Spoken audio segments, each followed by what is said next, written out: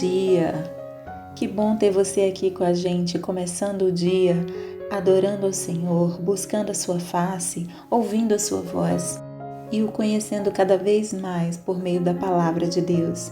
Você está sendo pouco a pouco transformado e tendo a sua mente renovada para que você experimente a boa, perfeita e agradável vontade de Deus. Então, vamos começar com a nossa declaração diária, dizendo que nós estamos prontos para receber a palavra de Deus? Repita após mim. Eu vou ouvir a palavra de Deus. Eu sou o que a Bíblia diz que eu sou. Eu tenho o que a Bíblia diz que eu tenho. Eu posso fazer o que a Bíblia diz que eu posso fazer. Hoje eu serei tocado pela palavra de Deus. Eu audaciosamente confesso que a minha mente está alerta, o meu coração está receptivo e eu nunca mais serei a mesma. Eu estou pronto para receber a incorruptível, indestrutível, sempre viva semente da palavra de Deus. Hoje a minha mente é renovada e transformada pela palavra de Deus e por isso eu nunca mais serei o mesmo. Em nome de Jesus. Amém. O nosso devocional de hoje já vai começar, mas antes eu quero te pedir para se inscrever no nosso canal e ativar as notificações para receber um aviso toda vez que um vídeo novo for lançado. Também não esquece de curtir, compartilhar e comentar esse vídeo, tá bom? Deus te abençoe e vamos começar o nosso devocional. 2 Reis, capítulo 1. O julgamento do Senhor contra Acasias. Depois da morte de Acabe, Moabe rebelou-se contra Israel. Certo dia, Acasias caiu da sacada do seu quarto no palácio de Samaria e ficou muito ferido. Então enviou mensageiros para consultar Baal-zebube, deus de Ecrom, para saber se ele se recuperaria. Mas o anjo do Senhor disse ao tesbita Elias: "Vá encontrar-se com os mensageiros do rei de Samaria e pergunte a eles: acaso não há Deus em Israel? Por que vocês vão consultar Baal-zebube, deus de Ecrom? Por isso, assim diz o Senhor: você não se levantará mais desta cama e certamente morrerá." E Elias foi embora. Quando os mensageiros voltaram ao rei, ele lhes perguntou: "Por que vocês voltaram?" Eles responderam: "Um homem veio ao nosso encontro e nos disse: voltem ao rei que os enviou e digam-lhe: assim diz o Senhor: acaso não há Deus em Israel? Porque você mandou consultar Baal-zebube, deus de Ecrom? Por isso você não se levantará mais dessa cama e certamente morrerá." O rei lhes perguntou: "Como era o homem que os encontrou e disse isso?" Eles responderam: "Ele vestia roupas de pelos e usava um cinto de couro." O rei concluiu: era o tesbita Elias. Em seguida mandou um oficial com 50 soldados procurar Elias. O oficial o encontrou sentado no alto de uma colina e lhe disse: "Homem de Deus, o rei ordena que tu desças." Elias respondeu ao oficial: "Se sou homem de Deus, que desça fogo do céu e consuma você e seus 50 soldados." E desceu fogo do céu e consumiu o oficial e seus soldados. Depois disso o rei enviou outro oficial com mais 50 soldados, e ele disse a Elias: "Homem de Deus, o rei ordena que tu desças imediatamente." Respondeu Elias: "Se sou homem de Deus, que desça fogo do céu e consuma você e seus 50 soldados." De novo, fogo de Deus desceu do céu e consumiu o oficial e seus soldados. Então o rei enviou um terceiro oficial com outros 50 soldados. O oficial subiu o monte, caiu de joelhos diante de Elias e implorou: "Homem de Deus, tem consideração por minha vida e pela vida destes 50 soldados teus servos. Sei que desceu fogo do céu e consumiu os 2 primeiros oficiais com todos os seus soldados, mas agora tem consideração por minha vida." O anjo do Senhor disse a Elias: "Acompanhe-o, não tenha medo dele." Então Elias se levantou, desceu com ele e foi falar com o rei. Ao chegar, disse ao rei: "Assim diz o Senhor: acaso não há Deus em Israel? Por que você mandou consultar Baal-zebube, deus de Ecrom? Por isso você não se levantará mais dessa cama e certamente morrerá." E Acasias morreu, conforme a palavra do Senhor anunciada por Elias. Como não tinha filhos, Jorão foi o seu sucessor no 2º ano do reinado de Jeorão, rei de Judá, filho de Josafá. Os demais acontecimentos do reinado de Acasias e suas realizações estão escritos nos registros históricos dos reis de Israel. 2 Reis, capítulo 2. Elias é levado aos céus. Quando o Senhor levou Elias aos céus num redemoinho, aconteceu o seguinte: Elias e Eliseu saíram de Gilgal, e no caminho disse-lhe Elias: Fique aqui, pois o Senhor me enviou a Betel. Eliseu, porém, disse: Juro pelo nome do Senhor e por tua vida que não te deixarei ir só. Então foram a Betel. Em Betel, os discípulos dos profetas foram falar com Eliseu e perguntaram: Você sabe que hoje o Senhor vai levar para os céus o seu mestre, separando-o de você? Respondeu Eliseu: Sim, eu sei, mas não falem nisso. Então Elias lhe disse: Fique aqui, Eliseu, pois o Senhor me enviou a Jericó. Ele respondeu: Juro pelo nome do Senhor e por tua vida que não te deixarei ir só. Desceram então a Jericó. Em Jericó, os discípulos dos profetas foram falar com Eliseu e lhe perguntaram: Você sabe que hoje o Senhor vai levar para os céus o seu mestre, separando-o de você? Respondeu Eliseu: Sim, eu sei, mas não falem nisso. Em seguida, Elias lhe disse: Fique aqui, pois o Senhor me enviou ao rio Jordão. Ele respondeu: Juro pelo nome do Senhor e por tua vida que não te deixarei ir só. Então partiram juntos. 50 discípulos dos profetas os acompanharam e ficaram olhando à distância quando Elias e Eliseu pararam à margem do Jordão. Então Elias tirou o manto, enrolou-o e com ele bateu nas águas. As águas se dividiram e os dois atravessaram em chão seco. Depois de atravessar, Elias disse a Eliseu: O que posso fazer em seu favor antes que eu seja levado para longe de você? Respondeu Eliseu: Faze de mim um principal herdeiro de teu espírito profético. Disse Elias: Seu pedido é difícil, mas se você me vir quando eu for separado de você, terá o que pediu. Do contrário, não será atendido. De repente, enquanto caminhavam e conversavam, apareceu um carro de fogo puxado por cavalos de fogo que os separou, e Elias foi levado aos céus num redemoinho. Quando viu isso, Eliseu gritou: meu pai, tu eras como os carros de guerra e os cavaleiros de Israel. E quando já não podia mais vê-lo, Eliseu pegou as próprias vestes e as rasgou ao meio. Depois pegou o manto de Elias que tinha caído e voltou para a margem do Jordão. Então bateu nas águas do rio com o manto e perguntou: Onde está agora o Senhor, o Deus de Elias? Tendo batido nas águas, elas se dividiram e ele atravessou. Quando os discípulos dos profetas vindos de Jericó viram isso, disseram: O espírito profético de Elias repousa sobre Eliseu. Então foram ao seu encontro, prostraram-se diante dele e disseram: Olha, nós, teus servos, temos 50 homens fortes. Deixa-os sair à procura do teu mestre. Talvez o Espírito do Senhor o tenha levado e deixado em algum monte ou em algum vale. Respondeu Eliseu: Não mandem ninguém. Mas eles insistiram até que, constrangido, consentiu: Podem mandar os homens. E mandaram 50 homens que procuraram Elias por 3 dias, mas não o encontraram. Quando voltaram a Eliseu, que tinha ficado em Jericó, ele lhes falou: Não disse a vocês que não fossem? A purificação da água. Alguns homens da cidade foram dizer a Eliseu: Como podes ver, esta cidade está bem localizada, mas a água não é boa e a terra é improdutiva. E disse ele: Ponham sal numa tigela nova e tragam-na para mim. Quando a levaram, ele foi à nascente, jogou o sal ali e disse: Assim diz o Senhor: Purifiquei esta água, não causará mais mortes nem deixará a terra improdutiva. E até hoje a água permanece pura, conforme a palavra de Eliseu. O castigo dos zombadores.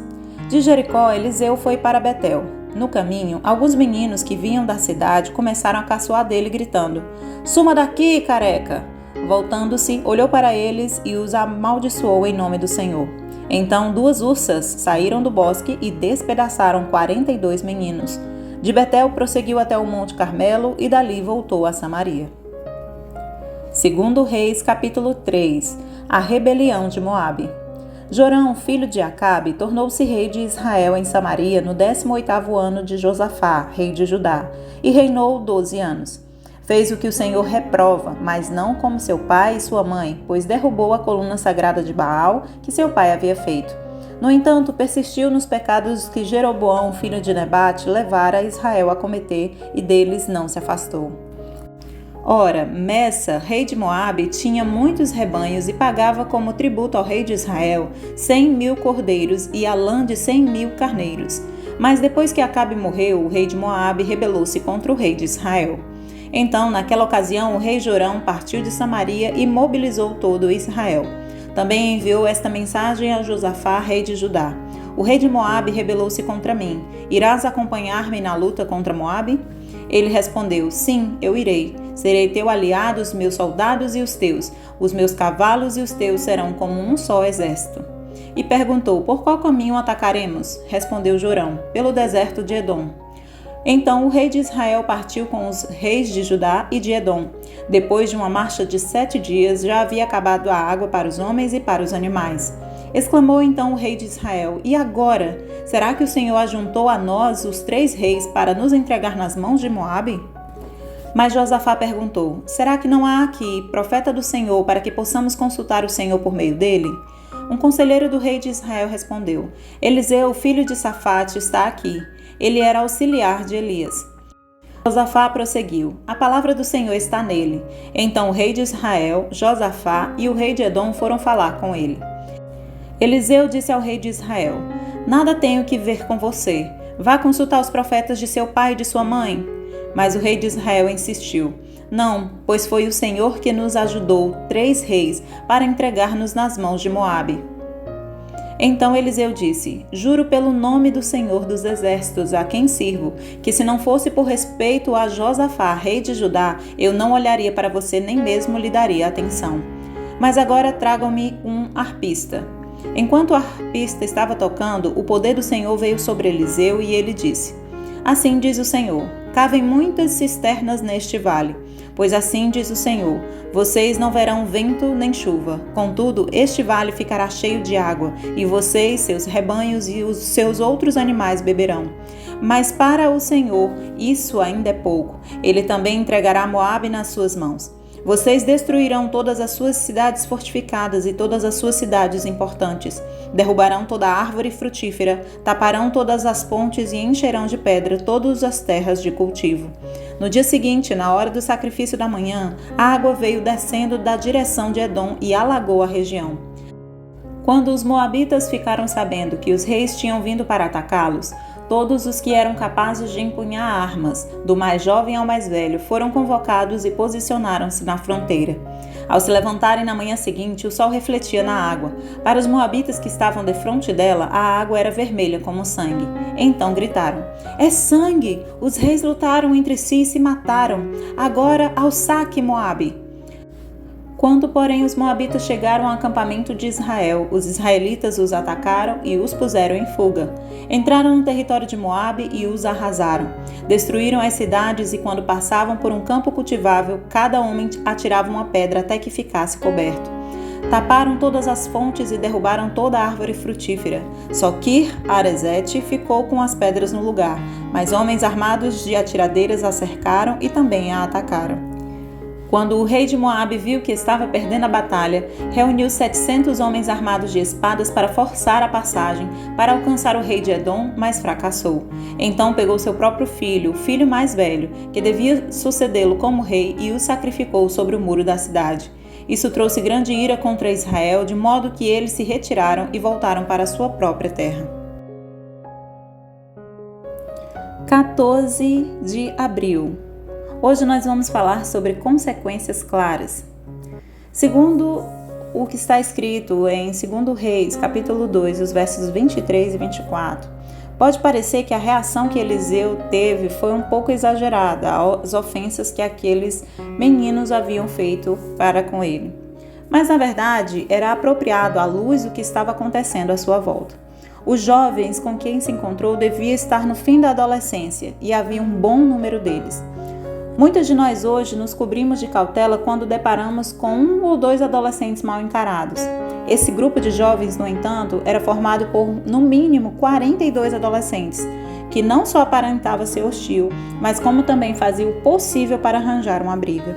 A despeito dos insultos, parece improvável que Eliseu tivesse uma reação apenas por se sentir ofendido, ou seja, que ele tenha sido levado à ação que ele fez só por conta da ofensa. É mais plausível que ele tenha se incomodado com a rejeição da autoridade profética e do Deus que ela representava. A reação de Eliseu foi invocar o nome do Senhor e o próprio Deus lidou com os jovens da forma que ele achou adequada, enviando uma mensagem clara sobre as consequências que advêm sobre aqueles que blasfemam contra ele. Infelizmente, nos dias de hoje, muitos de nós temos esquecido o que quer dizer e a importância da autoridade que Deus dá àqueles seus servos, as pessoas que são enviadas para falar a vontade de Deus, como os profetas, os nossos líderes, pastores, bispos ou toda e qualquer autoridade espiritual que o Senhor colocou sobre nós. Aqueles jovens sofreram a punição máxima contra a rejeição à autoridade, isto é, a morte. Mas muitos de nós nos rebelamos no nosso coração contra aqueles que estão acima de nós espiritualmente. Aqueles que Deus colocou sobre a nossa vida para nos orientar, para nos liderar. E essa mensagem que é colocada em 2 Reis capítulo 2 nos deve servir de um alerta de que o destino daqueles que se rebelam contra a vontade do Senhor, claramente anunciada pelos seus profetas, por aqueles que são líderes de Deus, o destino daqueles que se rebelam simplesmente é a morte. Pode não acontecer, inclusive, a morte imediata, como foi daqueles adolescentes falados no livro de 2 Reis. Porém, pode acontecer, por exemplo, a morte espiritual. Quando você se rebela contra aquilo que vem de Deus, você se afasta da presença do Senhor e passa a ignorar a sua vontade sobre a sua vida. Desonrar ou desobedecer deliberadamente uma autoridade sobre a sua vida é a quebra de um princípio bíblico que o Senhor estabeleceu, o princípio da autoridade divina. Deus estabeleceu a autoridade sobre nós, por isso que nós devemos aprender, se não sabemos, aprender a honrar essas autoridades e a obedecê-las quando elas falam aquilo que vem da parte do Senhor conforme a sua palavra.